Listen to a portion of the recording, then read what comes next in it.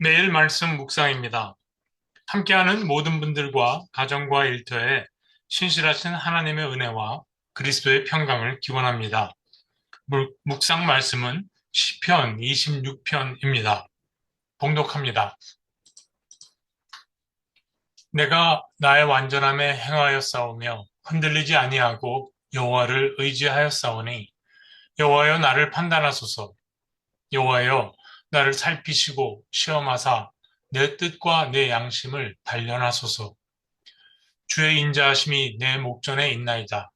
내가 주의 진리 중에 행하여 허망한 사람과 같이 앉지 아니하였사오니 감사한 자와 동행하지도 아니하리이다. 내가 행악자의 집회를 미워하오니 악한 자와 같이 앉지 아니하리이다. 여호와여, 내가 무죄함으로 손을 씻고 주의 제단에 두루다니며 감사의 소리를 들려주고 주의 기이한 모든 일을 말하리이다. 여호와여, 내가 주께서 계신 집과 주의 영광이 머무는 곳을 사랑하오니 내 영혼을 죄인과 함께 내 생명을 살인자와 함께 거두지 마소서. 그들의 손에 사악함이 있고 그들의 오른손에 뇌물이 가득하오나 나는 나의 완전함에 행하오리니 나를 속량하시고 내게 은혜를 베푸소서. 내 발이 평탄한 데에 섰사오니 무리 가운데에서 여호와를 송축하리이다. 하나님의 말씀입니다. 하나님 감사합니다. 인생에서 가장 영롱한 빛나는 순간은 언제일까요? 마지막 순간이 아닐런지요. 그 영롱한 시간, 임종이 가까운 분들의 삶의 이야기를 듣습니다. 그분들의 삶은 자기만의 색깔로 반짝이며 밤하늘을 수놓는 별들처럼 온 우주의 하나뿐인 소중한 이야기들입니다. 그런데 모든 것이 환히 빛날 것만 같은 이 시간, 내 인생 살지 못했다며 후회하는 분들이 있습니다. 한없는 은혜를 누리고 살았다며 감사하는 분들만 있을 줄 알았는데 그게 아니더군요. 내 인생을 살았다면 어떻게 살고 싶으셨을까요? 후회하는 분들께 질문합니다. 그러면 살아온 인생을 되짚어 보시는데 모두 여태껏 살아왔다는 사실 자체가 기적이 아닐 수 없는 파란만장한 이야기들입니다. 나름대로 자기 인생을 열심히 사셨으면서 정작 본인들은 그렇게 받아들이지 않는 건 뭘까요? 각자 이유가 있겠지만 그분들의 이야기에는 공통적으로 한 가지가 빠져 있음을 봅니다. 뭔가에 쫓기듯 전전긍긍 앞만 보며 바삐 살았는데 정작 자기 자신을 차분히 돌보는 자기 돌봄이 없었습니다. 사실 내 인생을 살았니? 나다운 인생을 살았니? 하는 질문은 내가 할 질문은 아닌 듯 합니다. 심판적 질문이기 때문입니다. 인생이란 선물을 주신 하나님께서 하실 질문이란 뜻입니다. 하나님의 자녀들에겐 특히 그러합니다. 그런데도 이런 질문이 자꾸 머릿속에 맴돈다면 내가 심판자의 자리를 차지하고 앉아 스스로를 신문하고 정죄하고 있을지 모릅니다. 인생을 선물로 받은 나는 하나님께서 심어주신 나다운 삶의 뜻을 상고하며 현재라는 시간을 성실히 우직하게 이웃과 더불어 즐기며 감사히 걸어갈 뿐입니다. 이것이 하나님의 뜻에 부합하는 나다운 삶의 의미가 아닐까 생각해 봅니다. 그렇다면 내가 해야 할 질문은 어떻게 나다운 삶을 살 것인가가 되어야 합니다. 시편 26편 기도자는 이 질문에 큰 가르침을 줍니다. 바로 자기 돌봄입니다.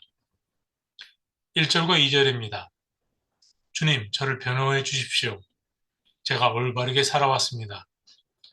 주님만 의지하고 흔들리지 않았습니다.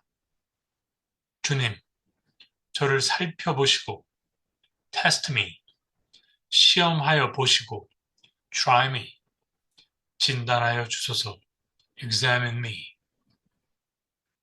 동사를 3번씩이나 바꿔가며 간구했다는 사실은 기도자가 자신의 떳떳함이 하나님 앞에 증명되길 간절히 바랬음을 알려줍니다.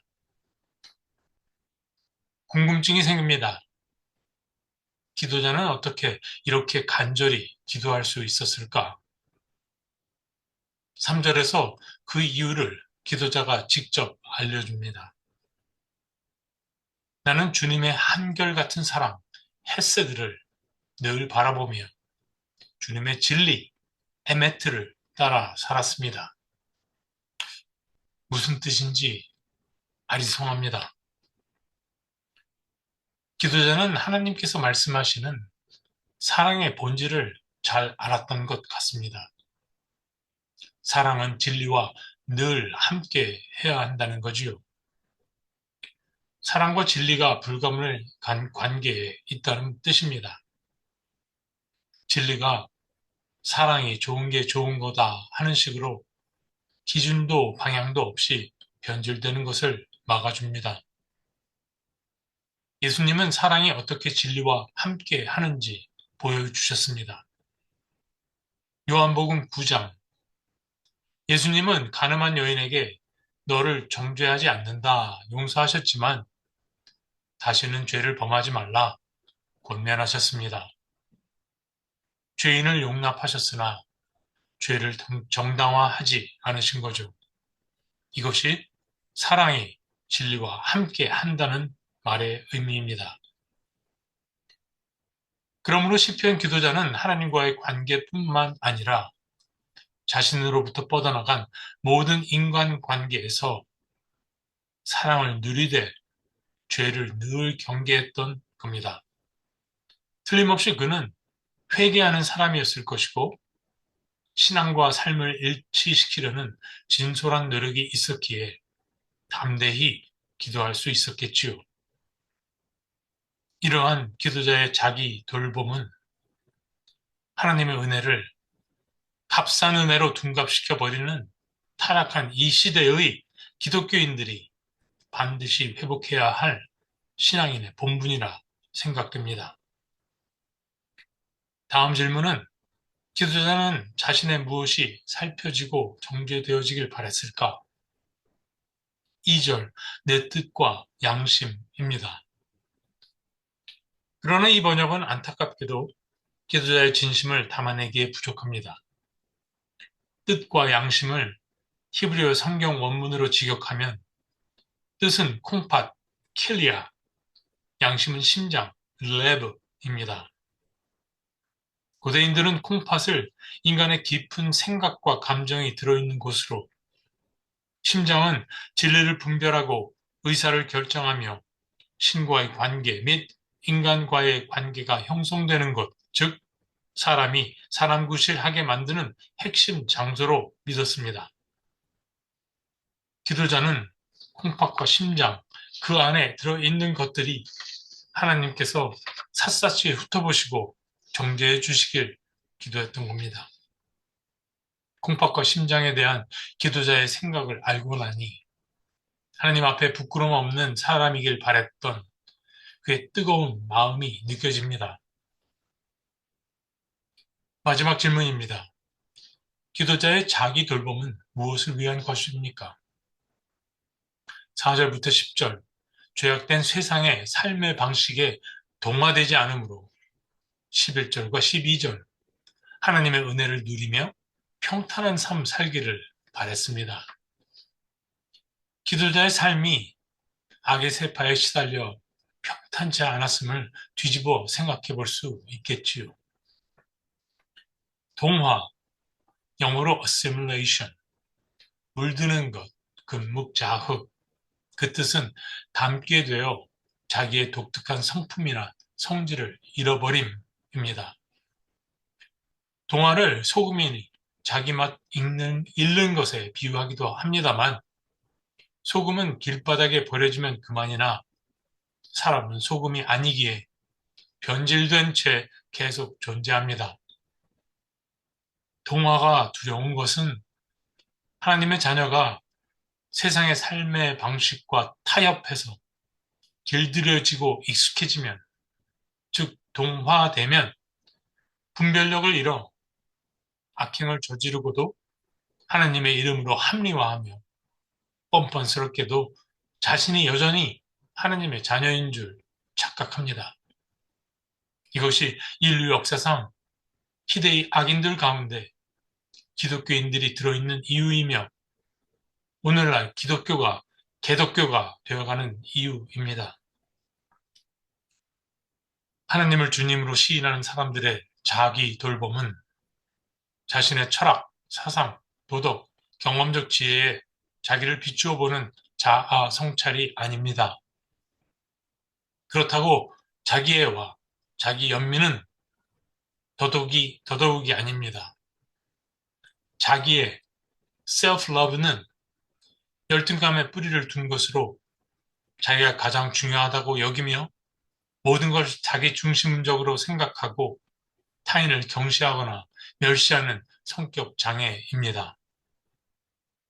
자기 동정, self-sympathy라고 하는 이 자기 연민은 아이고 불쌍한 내 인생 하며 세상에서 지가 가장 불쌍한 사람인 줄 착각하는 정신착란입니다.